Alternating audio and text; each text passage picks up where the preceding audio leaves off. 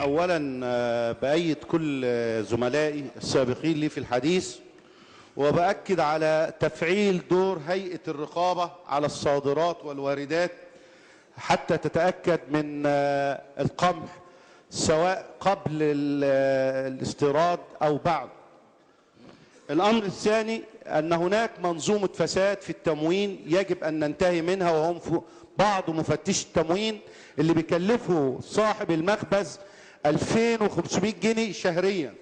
الأمر الثالث يجب دعم الفلاح المصري بدلا من دعم الفلاح الأجنبي. يجب أن نحفز الفلاح المصري على زراعة القمح بدلا من أن نحفز الفلاح الأجنبي. الأمر الآخر هو إعطاء حصص جديدة للإسكندرية، خاصة أنها محافظة ساحلية يقدم إليه كثير من المواطنين.